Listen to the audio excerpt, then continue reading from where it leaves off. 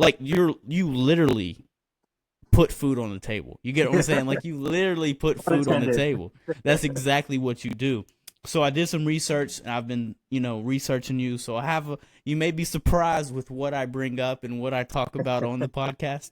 But now that we're getting started, I want everyone to welcome, a big welcome, Chef Lionel Flores Jr. Everybody give a big hand to him.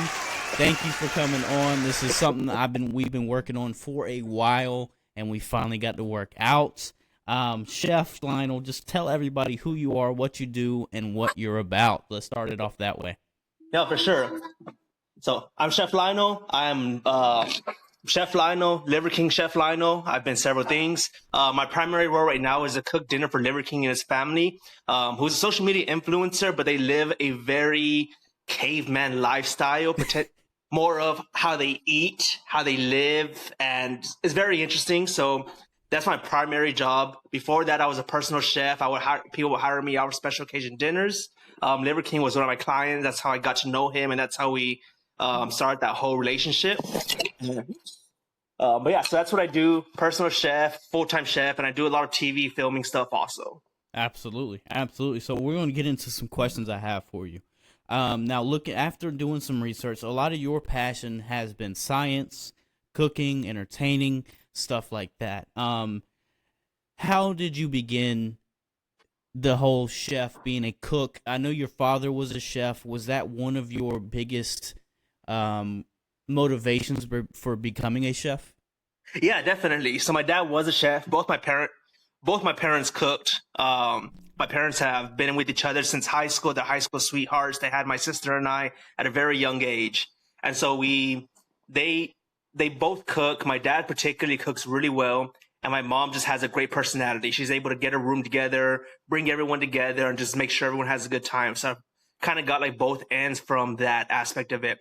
But to answer your question, that was not the main reason. Like that really taught me that I did not want to work at a restaurant my whole life. And that's one of the main reasons why I came to Houston, which is go to school for math and science. And that's where a lot of the science background comes in, the math background comes in also. Absolutely. And so yeah. So which university did you go to in Houston? University of Houston, the main campus. Okay. Yeah. Okay. Gotcha. Have you ever been? I have not. I've been to Dallas. I've never been to Houston. Yeah. Right on. Yeah. Been to Houston. It's really interesting because when I first came here, I went there because I wasn't accepted into UT Austin. So it was kind of I went to UT Arlington first to try to get into UT Austin, and ultimately landed in Houston. And it's really funny in Houston, if you ever go to UH main campus, whenever I went for orientation, everyone said the same thing. Don't pass Scott Street because it's literally right across the street from the ghetto. Like there was a couple of times where I would like try to find, I wouldn't want to pay for parking. So I would like park on the street. And if you took one wrong turn, it would be 10 a.m. It would be eviction notice, people drinking 40 ounces at 10 a.m. playing dominoes. Like it was like, you're like literally in that part across the street. So it's really interesting. So I just want to throw that tidbit out there. Absolutely. So you started cooking at 11 years old, based on what I looked up at. What type of dishes were you cooking at 11? Were they family oriented? Was there a specific dish you remember as a kid that you cooked a lot? So I remember 11 particularly because that was the day that my dad had to go to. He's a government employee, and to get to that job that he was in, he had to go for a six month not orientation, but just like a training. Okay. And so he was gone for 6 months, and so that was a day where I really had he gave me a recipe to my favorite dish, steak Diana, and he just gave us like here's the recipe, here's how I cook it. Try making it when I'm gone. When I'm come back, you can make it for me and everything else. So that's how I know at 11 years old was whenever I learned how to cook. I started cooking by myself because it was a significant year for me. My dad was gone for 6 months for training. It was me, my mom, my sister, and so yeah, and it wasn't good. That's no. When you first started out, no one's gonna be good. The key is just to keep on doing it. When you work at a restaurant, you're cooking the same dish 100 times a night. And so the more you do it, the better you get. But Absolutely. Yeah, it was not good by any means at all. I got you. So let me ask you this. Your dad went away. How many siblings did you have? You had one sister, correct? Yeah, one sister. One sister and then your mom. Did you feel like you had to take control of the household and kind of build and kind of cook and kind of be that guy in the household as your dad was gone? No, my he was gone, but he was gone like for 6 months. Like it wasn't like he was like gone forever, whatever. So he set us up really well, and so it wasn't like I gotta be the man in the house now. It was like, oh no, my mom was still there. We're a big Hispanic family, so within like a mile radius, I have over 20 family members that live around us. So even though my dad was gone, we always had people over. Yeah. And what part of New York did you grow up in? Not in New York, in Houston. Houston. Okay, so you did grow up in Houston. Texas. Okay, and so Texas. Corpus Christi. Yeah, I was born in Corpus Christi, Texas, which is South Texas. And that's where I spent all of my life until 2009, which is whenever I came to UT, our University of Houston. Okay. Yeah, but not New York. Okay, and then you worked, so at 16 years old, you worked at a Italian restaurant. What Italian restaurant was that, and what were your specific duties whenever you were working there? It was called Mamma Mia's, and it was an Italian restaurant. The chef and the owners each own and manage their own restaurant in Manhattan, New York. And they came to Corpus to retire, open this restaurant. But they were very mean, very short-tempered, but they were really good at cooking. Like these guys have been cooking since 5 years old in Italy, then migrated to the U.S. to to make some money. So they taught me a lot. And when I first got there, it was wash dishes and stock up the salads. And then the deal was, we would go to that restaurant pretty often to the point where the owner noticed us, and so he was like, "Yeah, come on over, come by. What's it called again? Come work with us." And so those were my duties. And after those duties, those were my duties. And I would just show up. They saw me. I wanted to work extra hard. And that's whenever they started giving more duties. Okay, let's stray you away from the dishwasher. Let's have you start working on, prep. Or if you want to help cut the onions, come in 2 hours early. If you want, come in 2 hours early and you can help prep the onions. And that's how I built my way up to the restaurant. Yeah, absolutely. And how far did you get in the restaurant when it comes to tiers? Not to the chef. And working at a restaurant is hard. And one second, let me message my wife. That way, whenever she comes in, she knows I'm on the podcast. No worries. Make sure she's happy, brother. Make sure you take care of that. Sorry about that. I appreciate it. No, you're good. You're good. Cool. So, yeah. So, at the restaurant, that particular restaurant, I didn't get too far because, it's no matter everyone who worked, it was a mom and pop's restaurant. Everyone who worked there had worked there for 10, 15 years. So in order for me to get seniority over there, I would have had to be there for 10 or 15 years, which I did not want to do.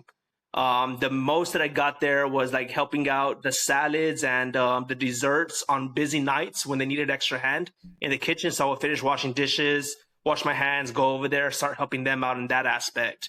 But in that restaurant, I didn't go very far. When I came to Houston, I worked at a couple of other restaurants. And but when I came to Houston, I vowed to not work in the restaurant industry again. Yeah. So when you moved to Houston, you went to school. And then what year did you graduate from university? I didn't graduate. You didn't graduate. Didn't. Okay. And then you worked in sales for quite a while, right?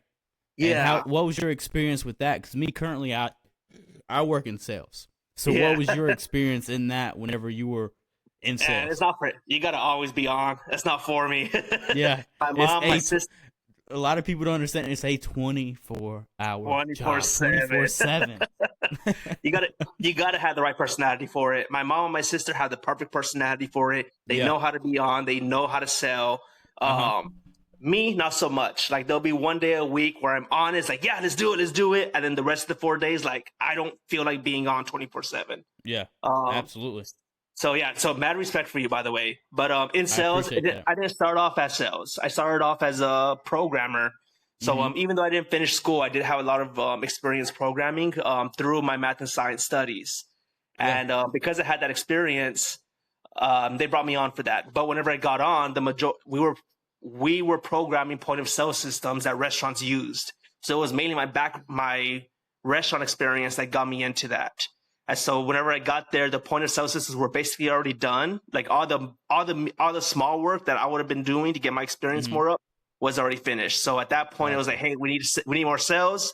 you have a good personality, your hair looks good, you don't smell like the rest of our programmers, Yeah. so go ahead and let's try you out and you have experience. So Yeah. and yeah, I tried And that out. Yeah. yeah, so with sales, so was it the hours? Was it the ability to like always have that, oh yeah, let's sell, let's go, let's have a conversation with somebody? Because even me, when Yeah. I'm in sales, I have to talk to someone new every day. And you Yeah. have to have that smile, you have to have that grace, you have to have Yeah. that charisma. Is what was the hardest point for you in that program of sales? The hardest point was not believing in the product you were selling. Like hands down. Like, you know, as well as I do, whatever your product you're selling, you have to believe in it. That way you can sell it to whoever it is you're selling. And so, Absolutely. like, that was the most difficult part. I didn't believe in the system. It was a really cheap point of sale system. Everything was from China. Even the programmers, a majority of the programmers were from China and the Philippines. Mm-hmm. And so, whenever we would sell stuff, I would help. There would be a couple of restaurants where I would help them actually set it up, and I would be with them, and it would like crash in the middle of a rush. And so that happened several times. Like, I'm not comfortable with this, but at the same time, it helped me out because there were some rich families that we would sell to that they had a lot of money, they had a lot of time, and I thought it'd be a great idea to open up a restaurant when they had no experience working at a restaurant before. And so there was like 3 restaurants in Houston where I actually helped open. It's like, yeah, you want to get this, you want to get this, you got to make sure you have this staff right here, you got to get this inspection, I'll help you out with that. But you know, after 4 months, they realized how much work goes into it. They like kind of like shut it down. So yeah, I have the utmost respect for not only chefs but servers, waiters, bartenders. Y'all deal with the people at their lowest and highest points. It's no in between. It's either the highest or the lowest. yeah, I could never do it. I've never been in food sales or service or anything like that, and I personally don't think I could do it. So I have the utmost respect for chefs, servers, all that. Absolutely insane. If I had somebody yell at me because they got mayonnaise on something that they didn't have, I would lose my mind. I would lose it. I would lose it. I would absolutely lose it. So after sales, right, you started a business. Is that correct? yeah. Well, I started a business called FB Chefs. Chef. Yeah, food and beverage chef. And so how did that go? Is it still going now? How did you get this idea to do these to start this business, I guess? Yeah. So like 2014, October 10th, 2014 was the day that I quit my sales job and pursue this full time. But even though that was the day that I decided to do the personal chef full time, I had been doing it as kind of a hobby since prior to that. So ever since 2012 was like the year that I first started doing this as a hobby. Yeah. And it would just be me the idea came I've always had that idea. It was like more of a passion project. If anything, it kind of just blossomed. Absolutely. Yeah. And then, whenever I started, I wanted to try it out full time. Started off slow, just put out ads on Craigslist, but with no intention of it being, I had no intention of it being a full-time gig. Yeah. Like it was going to be something that was going to bridge that gap between that shitty salesperson job to another job that's going to keep me stable and hopefully make me happy. Absolutely. So you mentioned before you did not want to be in the restaurant business again. What made you want to be a chef but not be in a restaurant? What made you want to cook food but not have that restaurant feel? Yeah. Just like we were talking about earlier, just man, working in a restaurant's hard, especially a one that's not well managed at all. Yeah. Like it is difficult. It's toxic. You're working, 12 hours a day, making, if you're lucky, $12 an hour, only to have like a server come complain about you that he only got $300 in 4 hours on a night or something. Yeah. So like it is really difficult work, and you're working on the days that you want to be out. So you're working on Thursdays, Friday nights, Saturday nights, Sunday mornings. You're working the holidays. When I first started dating my wife in 2016, like she understood that we're not going to properly celebrate Valentine's Day. Yeah. We're not going to properly celebrate Mother's Day brunches. We're not going to properly celebrate those small holidays. And when I first started dating her, like I made it clear for her, like, this is my industry I'm in. when we first started getting serious, like he's like, "Are you okay with this? Because I have to know right now." Absolutely. And so like those all together, those is what really just led me away from the restaurant industry. Yeah, and then bridging the gap. So you start this business, putting it on Craigslist, hoping to build it some more and some more, some more. How did you get in touch with Liver King in between building this business and then also being a private chef? Yeah, so Liver King was one of my clients, and he would hire me out for his company event for ancestral supplements. And when the ancestral supplements, when they first started hiring me out, it was like once a year. He would hire me out for once a year for their business meetings out at the beach in South Texas. And at the time, the business meetings were, wait 1 second, multitasking right here.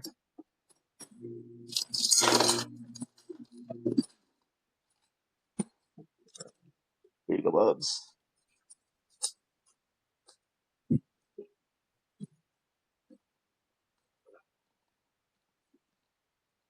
Here you go, Bubs. All right. Sorry about that. No worries. And so, yeah. So Liver King was one of my clients. And when he first started hiring me out, it was for his company parties. We would go to his company parties, cook for him. And it was him, his employees, and their plus ones. And so total was 6 people. It was Liver King, Liver Queen, 2 of his employees, and their plus ones, like their wives, significant others. And that was in I've always said it was 2016, but after going back, it was actually 2018. It just seems like 2016, like so far, but 2018 was the first year that I cooked for him. And like we hit it off automatically. Like my food wasn't the best. Like he would ask me, he's like, I need brisket. It's like, I got 5 hours to cook. Like brisket takes like 18 hours. Come on. Absolutely. And so like, yeah. But and do you usually smoke your brisket? I'm assuming. Yeah. I smoked my brisket, but with that time I had to like braise it, just cook it differently. That way I could like get it done in time. Absolutely. Yeah. So that's how I got in contact with Liver King, and then eventually as he grew, he would hire me out more. So the first year 1, it was once a year. Year 2, 3 times a year. Year 3, twice a quarter. And then by 2022, his personal assistant was calling me basically every week, trying to book me out when I was booked out, 3 months in advance. Yeah. And then that's when he just like sat me down one day. He's like, I want to buy out all of your Saturdays going forward. What would it cost?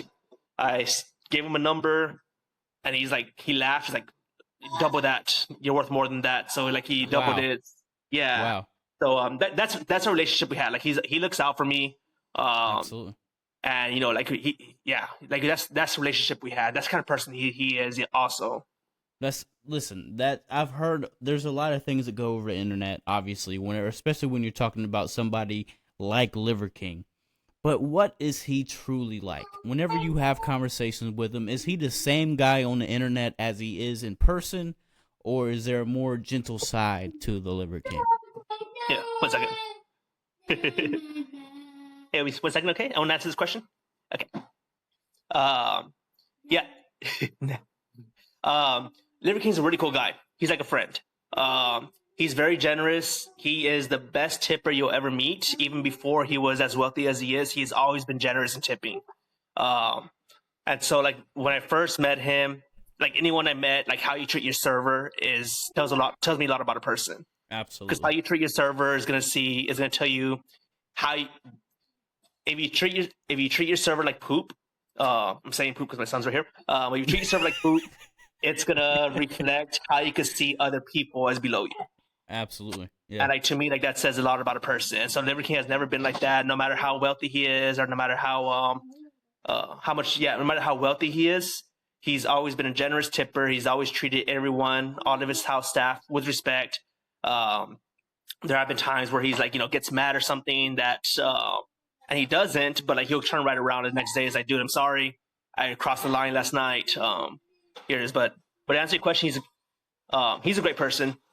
Absolutely. And he's very generous.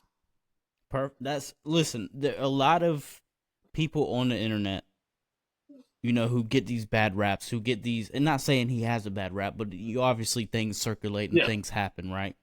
You obviously have these people that, for instance, I don't know him, right? I don't know him personally. So the fact that so many people take an opinion on someone they've never met drives me insane. Yeah. Now, another question I have: does he really only eat meat? Is that only something he No. does? Does he really only eat meat, no vegetables, something like that, or does he So have a different diet? before his diet was primarily carnivorous. But Yeah. even whenever it's primarily carnivorous, he would still eat potatoes. He would still eat some vegetables. Yeah. But it was mainly a carnivore diet. Yep. And at that time, he would eat fruit also. More recently, though, he's changed the past like 4 or 5 months, and like drastically changed. So now we have, before on Liver King Ranch, we would have all the on Liver King Ranch, we would have all the cows and all the cattle that we would eat, that we would cook for food. Yeah. And it was primarily cattle. But now it is half cattle, half farm. And so we have Really? fresh produce coming in. We have every day they drop a fresh produce for Liver King and the family. And he's really into just like fresh greens. And it's so weird because, when I came onto this, it was primarily carnivorous. Yeah. If you could only eat carnivore, then that's what he would eat. And he just had this change with him that just happened like 4 or 5 months ago. So, and then now it's like, I want fresh fruits. I want smoothies using the freshest fruits. If it doesn't taste good, if there's fresh fruits, like I don't mind. I could taste that freshness. So like he has this kind of he had that change.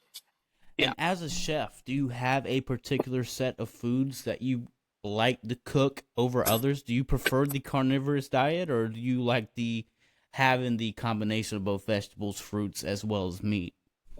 The chef. There we go. As a chef, I like change and I like a challenge. So at first, whenever I came onto this role, it was pretty carnivorous. It was great for me because it was a new venture for me. I had never done this before. I'd never done that to that extent. And it was a new adventure for me. Yeah. And so like that was great. Probably after 2 years, though, I was kind of getting over it. After 2 years, I had fully enveloped myself into this carnivorous chef cooking for Liver King, that I really lost who I was as a chef. Yeah. Back in the FB chef stage, like, I love cooking pasta. I love making bread. I love working with fresh ingredients, fresh vegetables. There's nothing like just eating a carrot straight from the ground. It tastes much different than eating a carrot that stayed out for 3 days, cured for 3 days. Like it makes a huge difference. And so I lost that part of myself. And I realized that whenever he made that change, like I was starting to come to terms with that. And it was almost depressing for me. Like I talked to my wife, like I'm looking back at all my dinners when I was like a personal chef, and I don't recognize that. I don't recognize that food. I can't make that pasta dish the way I used to. And a lot of this passion is like kind of going out. So it was. I loved it because it was a challenge. It was a new venture for me, but it was at the same time, it did take a toll on me for cooking it for so long. Absolutely. And did you find yourself also eating the same type of diet whenever you were working and cooking for Liver King, or did you have your own type of diet? I don't have a particular diet. Yeah. I wish I could say I ate very healthy and whatnot, but it was not the case. Like I cook for Liver King. The last thing that I want to eat is something that I cook for 8 hours. And so when I cook for Liver King, like I'm not gonna eat my own food. I'll taste it to make sure it tastes good throughout the day. They got bended bubs. Okay. I'll fix them a little bit. Okay. And so like the last thing you want to do is eat something that you've been cooking for 8 hours. Yeah. And so I wasn't. That wasn't for me. And so I don't really eat too much like that. And when I come home, like we have a normal American diet, or no, I eat kind of normally. My wife's Filipina, so if my wife comes home early from work, she has a very busy job also. She'll cook dinner. She usually cooks Asian-inspired food. If I come home early, then I'll cook dinner. And if we both come home late, which happens probably 3 times a week, then we'll just order DoorDash, which we do that more often than we like to admit, honestly. Yeah, absolutely. We all have some DoorDash addictions for sure. What is your favorite dish to cook whenever let's say you had to pick one dish, right? Yeah. What dish would that be? Extra bolognese. Okay. Explain that dish. Yeah, so when I was a personal chef, like my style of cooking was Southern comfort with Italian and French influences, because I was taught by Italian and French chefs. And so this was like one of the dishes where just like I just loved. Like bolognese is one of my favorite Italian dishes, just like marinara in general. And then instead of bolognese is like a marinara sauce with some meat in there, but also with some what's it called again? Some tomato paste to give it more depth flavor. With the oxtail bolognese, what I'll do is I'll like braise the oxtails, make them fall off the bone, refrigerate overnight, take off that fat on top. Then instead of using ground beef, you use that oxtail meat and use some of the broth to make the bolognese. So it adds that southern comfort, oxtails in there, but like to the bolognese flavor, Italian flavor. So that that right there is like one of my favorite dishes to make because I get to make like the pasta from scratch, the bolognese from scratch, and then also just like usually bread whenever we have it, just like carb heavy heaven. That's a delicacy down here in the South. Yeah. Oxtail, you talking about oxtail, that's a delicacy down here in the South. Now, speaking to my family, I have some parts of family in Louisiana. So my granddad was heavy on Cajun food, and that's crawfish etouffee, that's jambalaya. Have you ever made that type of food before? Yes and no. Like, no, because the closest thing I made is gumbo.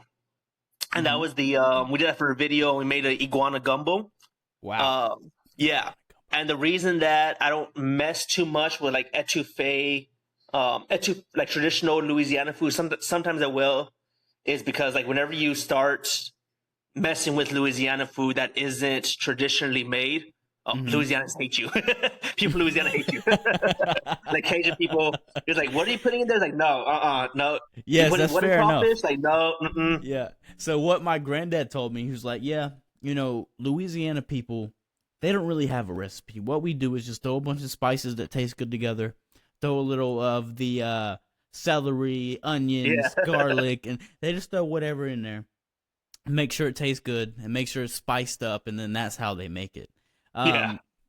So with you being Liver King chef, is there anything whenever he was going through like I seen a bunch of stuff where it's like raw food and eating like bull testicle and eating just raw was it chicken liver, I believe? There was raw chicken liver once, but it was always raw liver. Yeah. Like did you ever partake in these particular foods that were being participated?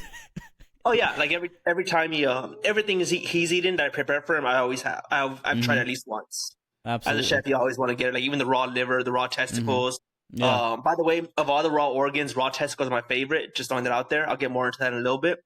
But yeah, everything he's eating, I've tried at least once. And like the raw liver and everything else, like he'll take big bites and everything else. He'll take big bites and everything, but in actuality, like he'll have like 1 ounce with dinner, and like perfectly. We cube them up, we freeze them, and we take them out 5 minutes before dinner. That way, they're partially frozen and they have a better texture. And with the testicles, the testicles, will same thing. We treat, unless they're like fresh, like from the cow whenever we slaughter them the day of. We treat the organs like sushi, so we don't serve them until we freeze them for 2 weeks. So we'll freeze them for 2 weeks. Then we'll cube them up and serve them for them to eat. What's it called? For them to eat themselves. But we treat it like sushi. And it's not a whole meal of raw meat. It's like 1 ounce of raw liver, 1 ounce of raw testicles, and the rest is like a regular meal. Yeah. And what are the benefits when it comes to eating raw versus having those cooked? What are the benefits comparatively? The main benefit is just the amount of nutrients that are in there. Whenever you cook food, you do some of those nutrients do go out whenever you cook them. Okay. With that being said, like when eating the raw food got him the what's called all the views and got him the following. Absolutely. But in actuality, like our main goal was to get people to eat more organs. It didn't necessarily have to be raw, and so there were several times where we tried. Even though we tried conveying this message, it just didn't go through because we had to get the views and we had to keep on eating raw stuff. But like our main thing was eat more organs. Yeah. Liver is one of the most nutritional dense foods. Liver is one of the most vitamin rich foods. And so like even if it's cooked, just eat it. Like testicles, they have some testosterone in there. your testosterone levels actually go up whenever you eat testicles. So it doesn't matter if it's cooked, raw, or like in powder form, as long as you get that nutritional value. Like, yeah, that was our main goal. Yeah. And did you feel like y'all were able to push that message across, or were more people focused on the fact that he was eating raw food comparatively to like, okay, well, this is beneficial because of these reasons? Yeah. People were more into the raw food, but at the same time, that was kind of our own. That was kind of that's not entirely their fault. That was our fault also. It's like there were times where we lost ourselves in filming. There were times where we were too focused on getting the views as opposed to sending out the message to a point where it's like people were just like, okay, yeah, raw food. Like we didn't. So we got lost ourselves in that, in trying to get followers, that the message that we're trying to convey just didn't go out very well. Yeah. Sometimes. And what should be someone's main diet? Should they focus more towards a carnivorous diet, or should they omnivorous diet? Should they mix them together? What is the best diet for someone to have whenever they're eating food? Like, if I had that answer for you, I would let you know. It changes. Yeah. Like, even, growing up, we had like that pyramid where, you got to eat the wheats, dairy, so on and so forth. They always told that, the egg yolks have a lot of cholesterol, don't eat those. Now that's kind of changed recently. There are diets out there that say only eat vegan. Other diets that say only eat red meat. Other diets say red meat gives you. So like it's confusing. If I had an answer for you, I would let you know. Yeah, it's very confusing. Yeah, if you want to go be like Liver King and eat raw stuff, go for it. But it's expensive, and his diet's changing also. Absolutely. So to answer your question without like beating around the bush, organic, natural diet is my answer for that. Yeah. Like if you eat cow, if it's 100% grass fed, that'll be your best way to go, without any growth hormones, without anything like that. If you're drinking milk, same thing. Like you want a cow that's going to be 100% naturally fed, but also when they're 100% naturally fed, pasture raised, the cow lives much better also. And that's a very important part of it. Because like if you go like to one of these $7 a pound New York strip, whenever you go to the grocery store, see New York strip $7 a pound, that cow was treated like crap growing up. I guarantee you, it was stuck in one cage for 9 months. Does that affect the meat at all? Whenever this animal has put to a stress level so high, does that affect the meat and what you eat? Yeah, because that's where you have, if you go to the grocery store, you see select meat, choice meat. So like I think I'm pretty sure select meat is like the lowest of them, and those are the dairy cows. Those are the cows that spend their whole life just where they give them hormones. They're always producing milk, no matter if they're lactating or not, or they're always lactating, no matter if they have a baby coming or not. And they spend their whole life in these cages, just like sucking milk out of them. And if you look at these cows, they look like they're dying. Wow. And the reason they're that cheap, this select grade meat, is because like they had no nutrients. Like they're not gonna be as marbled. Which, to be fair, grass fed meat isn't marbled either, but it's not marbled because they're not moving at all. So it does affect the meat. How you slaughter the cow affects the meat also. If the animal, which is why deer is so game, which is one of the reasons goat is gamey, is because whenever they take them to get slaughtered, they know they're getting slaughtered, or they have a hunter chasing them, and they're running away. They release something in the blood that really affects the meat, and it gives them more of that gamey flavor. Yeah, is that like an adrenaline almost? Yeah. Whenever these, yeah. Does that make the meat more tough? Does it make it more tough and more gamey? Yeah. More tough and more gamey. Lamb particularly is like that, because a lot of lamb is halal, which is what they do is they'll slit the throat, have it bleed out fully. But I'm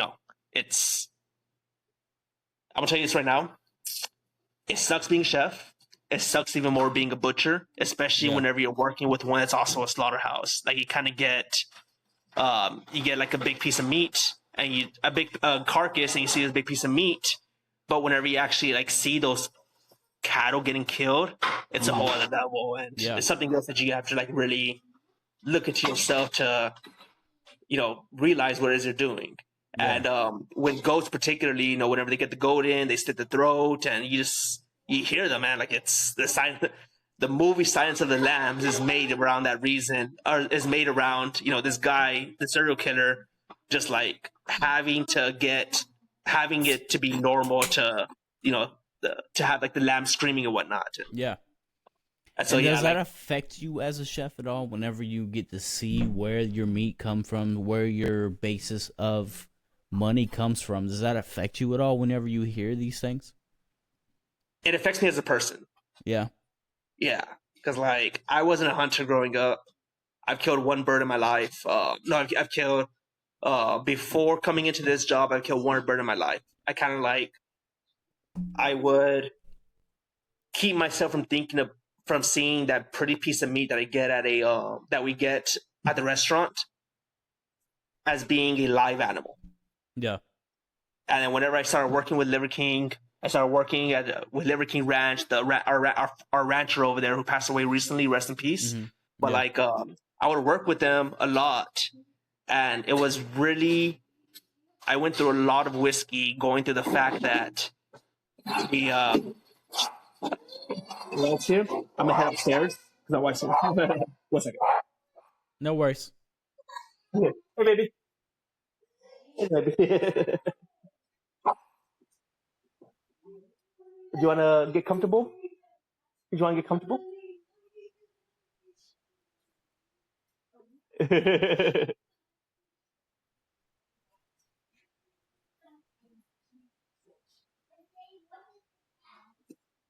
Oh.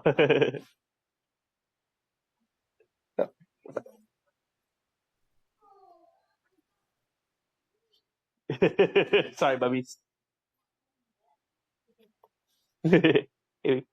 If you wanted to get dressed or get comfortable, I could hang out here, down here till you get comfortable. It's up to you. I'm just on the podcast, but it's not. It's like cut and everything else. So okay, just let me know.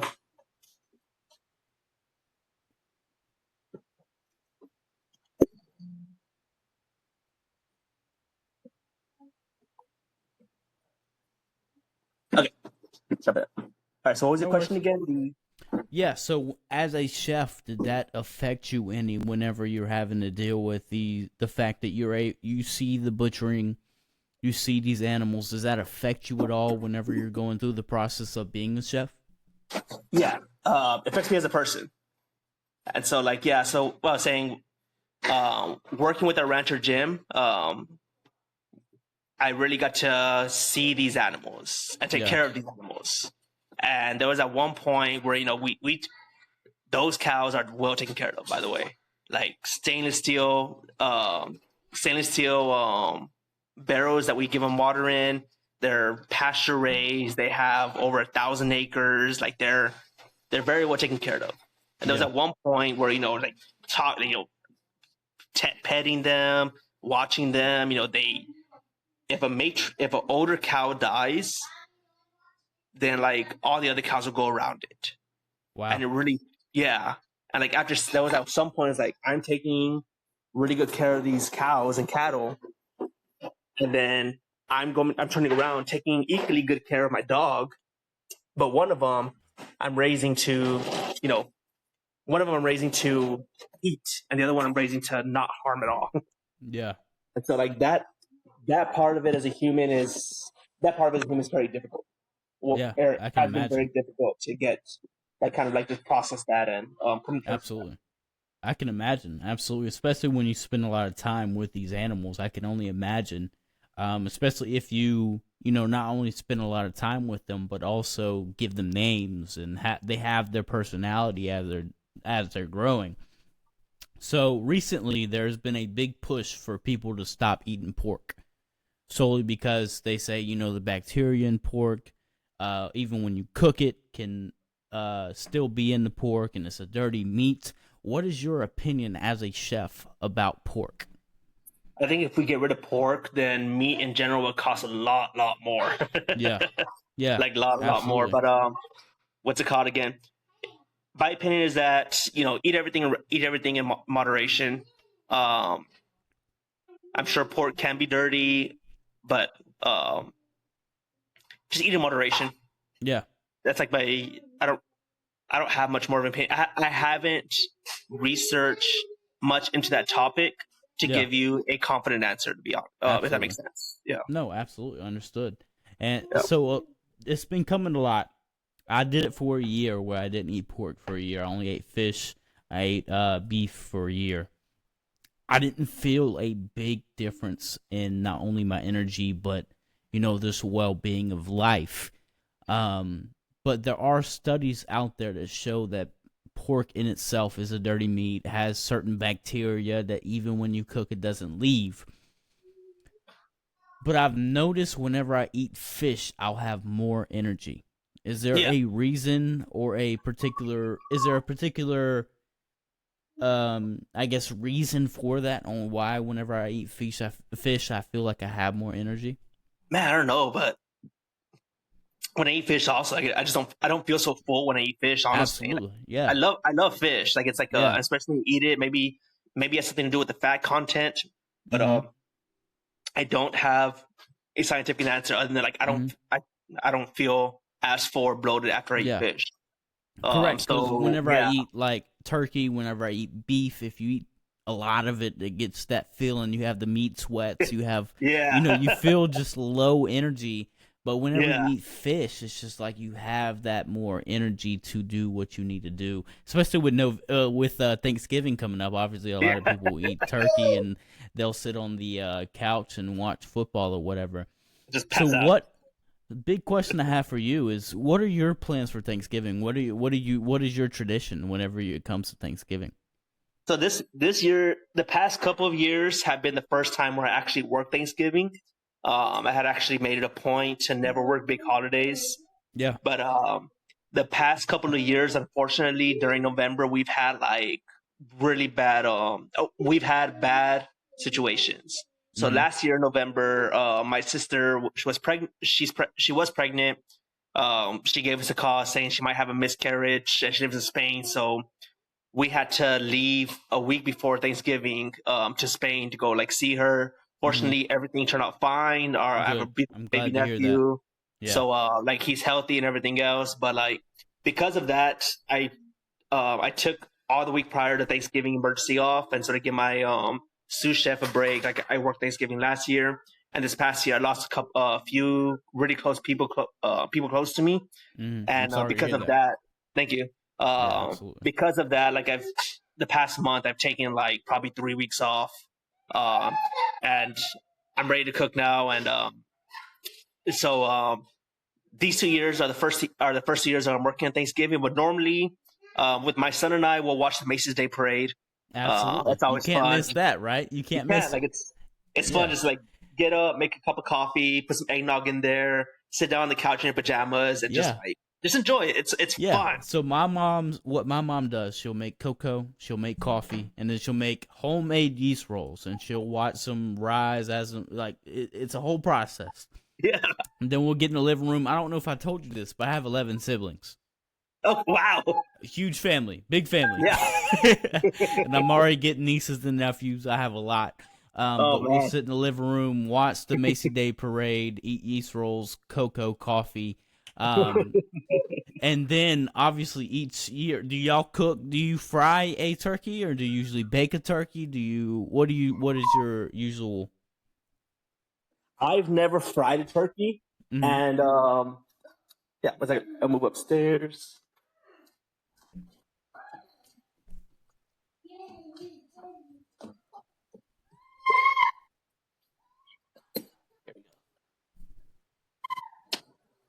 All right, cool.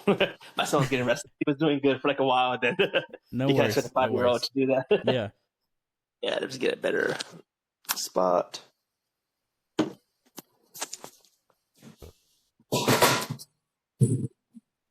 All right.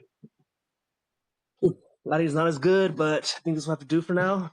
That's fine. No worries, brother. Yeah. So I've only roasted turkeys. This year I'm gonna smoke a turkey. And then probably like 3 years ago, 3 years ago, I was in Chicago with my wife's extended family, and that was the first year where I didn't do it personally, but I was helping out where we fried a turkey. And out of all those, man, frying Fried is good. It's so good. See, my dad will smoke a turkey and fry a turkey. Obviously, we have to feed an entire army of folks. Yeah. So he fries a turkey as well as smokes a turkey. I personally prefer the fried turkey over the smoked turkey. I don't know what it is. Whenever I'm tasting a turkey, I prefer the non-smoke flavor, because if I wanted a smoke flavor, I feel like I would want like duck or something like that, because that naturally has that smoky flavor. Mm-hmm. But turkey fried is by far one of my favorites, for sure. Yeah, sure. Mine too. Yeah. What's one of your favorite dishes when it comes to Thanksgiving? And it could be a dessert, it could be a main dish, it could be a side dish. What's one of your favorite dishes? I don't have one particular dish. Yeah. I love the combination. Mm-hmm. I love like the whole plate of just like getting a bite of the turkey, cranberry, like the canned processed cranberry sauce has to be that one. Yes, the stuffing and then the green bean, like that bite right there, like that's my favorite. It's like there's not one particular protein or dish that I like for Thanksgiving. Yeah. It's a combination. That's what I look forward to. Do y'all usually make ham for Thanksgiving as well? Is that more of a Christmas thing? We do, but it's like the store bought ham. It's not like the honey baked ham. Yeah. Is there so any traditions besides like just the watching the Thanksgiving Day parade? Is there certain, like for instance, me and my brothers used to go at night to Black Friday, obviously before COVID hit. But when there actually was a Black Friday, is there anything you have a tradition like that? No, for Thanksgiving we would usually we'll spend Thanksgiving Day. I'm trying to think. And in particular, like everyone comes over for Thanksgiving. During Christmas or beginning of Christmas, whenever we make tamales. Mm-hmm. And like that's like our winter holiday tradition. Because have you ever made tamales or had experience making tamales? So I haven't personally, but I have been around people who made tamales, and one thing I can say, I absolutely love them. Yeah, I absolutely enjoy them. We've had a potluck at different jobs I've been at, and I'm like, oh my gosh, tamales are my favorite. But I've never personally made them in my life. They're a pain in the butt, and like it's a 3-day process. Like we spend one day steaming the pig head. By letting it cool down, then grinding it up, and then cooking it in the proper spices, then mixing up the lard with the masa and getting all that, and then just making tamales and steaming them. So it's a pain in the butt. And what we'll do is we'll just have our family, like 10 people, just around the table, and we're all just helping out, making the tamales and steaming them. So that's our holiday tradition. But Thanksgiving particularly, other than watching the Macy's Day Parade and like having like a big dinner and watching football, there's not much else. Who are you a fan of? I don't know. I think I see a Cowboys jersey behind you. Is that what I see? Yes, I'm a Cowboys fan. That's why I'm asking. You were a Cowboys fan? Oh yeah. My guy, I knew I liked you. I knew it. This season's been frustrating, but it's been very frustrating. It's been very frustrating, especially coming off a season like last year where we had the highest scoring offense and one of the best defenses, and coming in this year and we look like absolute shit, man. It's terrible. And I'm also an LSU fan, so we haven't been doing good there in college football either. It's been quite frustrating, to say the least. We do always obviously play on Thanksgiving, so I enjoy that. But one tradition I absolutely adore is my grandma passed away in 2015. And she used to always make an eclair cake. Now, if you don't know what an eclair cake is, it's basically just graham crackers, and pudding, and as well as a homemade chocolate frosting on top.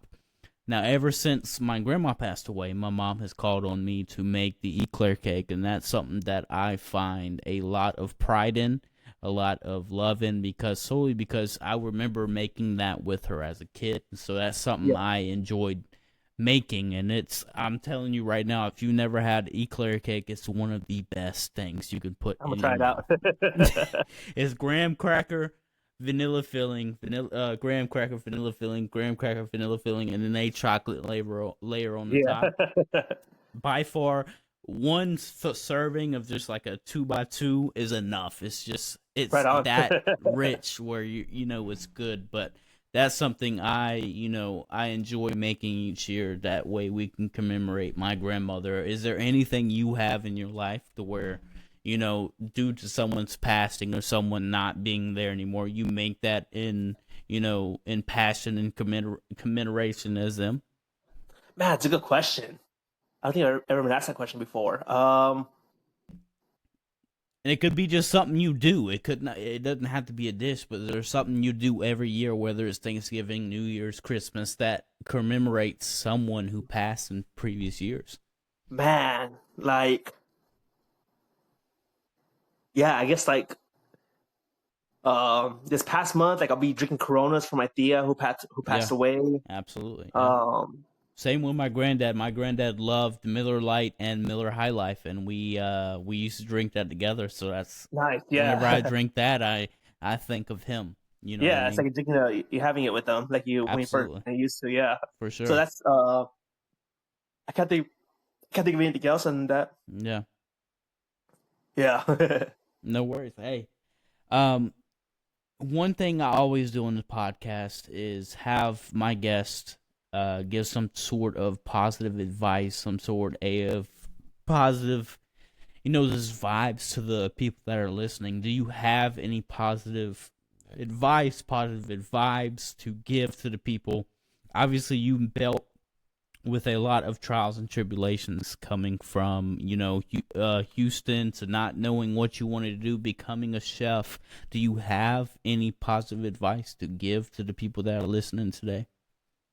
Yeah, just if you love what you're doing, just keep on doing it and do it to the best of your ability. Absolutely. And the money will come. If I had listened to a lot of people coming up through my career was like, oh, you're not gonna make money cooking, you're not gonna make money. The business concept we have of being a personal chef is not gonna make money because people will only hire you for the holidays, whatever. Like, you have to be persistent in what you do, and as long as you're good and you have that passion that really you're able to show that, the money will come. But Absolutely. Just keep on working at it. There have been plenty of times where it's like, am I gonna make money? Am I gonna make ends meet? Am I gonna pay rent? Is this gonna be my life the whole time going forward? Where I'm like living paycheck to paycheck, and it'll come through. It's a process. It's a process. Yeah, it's a process. For sure. Chef Lionel, I wanted to let you know you are such an inspiration. Just reading your story, not only on the internet, but having you talk here. Starting off as, just a small family with a dad who was just chef. You going into a profession where, you didn't know if you loved it or not, and then coming out, dropping out of college and becoming something and taking that risk to be something you wanted to be, which a lot of people don't have the audacity, don't have the confidence to do. It's truly inspiring, truly something that a lot of people can look forward to and a lot of people can look to whenever you post on TikTok, whenever you post on Instagram. It's something that is truly amazing, honestly. I don't know if you see that every day. A lot of people probably don't give you that pat on the back because us as men, we don't get that. We don't get that. Yeah. You're told to wake up and provide for your family and provide and make sure you do. I wanted to let you know your story from beginning to end is truly inspiring. It's truly something that I look at, and I've been talking about this with a lot of people, ever since me and you first talked. That I'm having this guy on, yes, he is Liver King Chef, but also he has a story to tell. He's not only Liver King Chef, but he is Chef Lionel himself. You know what I mean? He is not only just Liver King is a great man and he's done a lot of good things and he's very popular, but Chef Lionel has a story to tell. And it's truly inspiring to hear your story. Truly inspiring to be able to talk to you in person. It truly is. And I appreciate you being on. I really do. It's been an honor to talk to you in this podcast, and I thank you again. I mean, I reached out And maybe a day or so later, you were like, "Hey, let's do it. Let's go. Let's do it." Obviously, you had some things to pop up, and you were like, "Hey, I can't do it this week. We need to schedule." We scheduled it, and I can't be more appreciative to have you on. Oh, I appreciate you. Hey, thanks for everything you said. I really appreciate that. Absolutely. You're right, as a man, we don't really get those compliments, but I do appreciate that. And then, yeah, I was happy to make it happen with you. Absolutely. Listen, this has been one of the most fun, solely because I've been watching you for probably 3 or 4 plus years, you and Liver King, and being able to actually talk to you in person is absolutely amazing. So, I've had a lot of my fans ask, what would it take to get Liver King on the podcast? Man. Could you put in a good word for me? I appreciate it. Put in a good word for me. I would love to have him on the podcast. I have a lot of questions, not only for you, for instance, but I have a lot of questions for him as well. And we can either do it virtually or in person, whichever works for him. But I've had a lot of, especially since I've been talking about this for so long, I'm having Chef Lionel on, everybody. Chef Lionel is coming on. Like, if you don't know who Chef Lionel is, you're sleeping under a rock. But put in a good word for me. Listen, Chef Lionel, I appreciate you really being on. I really do. And your story is so inspiring, not only to me, but I'm sure a lot of other people. And keep doing the great things you're doing. Keep, being the person you are. Keep posting. And I'm going to keep watching. One last question I have for you. I know at one point you stopped posting a lot of your stopped filming for a while. What was that reason you stopped filming whenever you posted that on Instagram?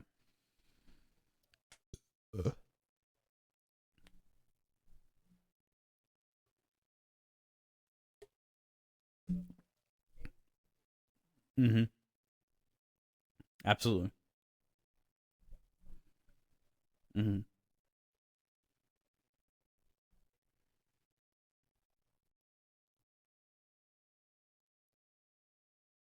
Mm-hmm.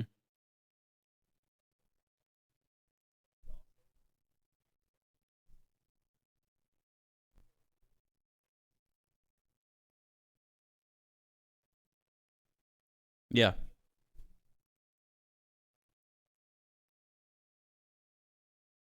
Mm-hmm. I understand. Absolutely. Yeah. Yeah.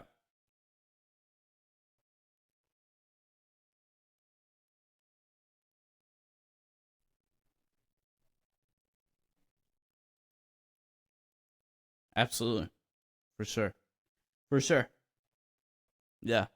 Well, I want everybody on this podcast, listen, I want you to thank Chef Lionel for being on. Everybody give him a clap, because listen, this is one of our best podcasts we've had. Like I said, I would love to have Liver King on if he's open for it. Just let him know, hey, we have this guy, and he's willing to have you on, and I think it'd be good for us, both for him, for us. I think it'd be both good, outstanding. And Chef Lionel, again, I just want to thank you for having you on. Thank you for being on here, and I hope you have a good Thanksgiving, a good Christmas, as well as a good New Year, and hopefully we can do this again. Absolutely, for sure. Thank you, sir, and everybody, thank you for being a part of another episode of the Jay Youngblood Experience. This has been Chef Lionel. Everybody give him one more. Let's go, baby. Let's go. He has been a great guest. Everybody, thank you so much. And Chef Lionel, thank you again. Absolutely.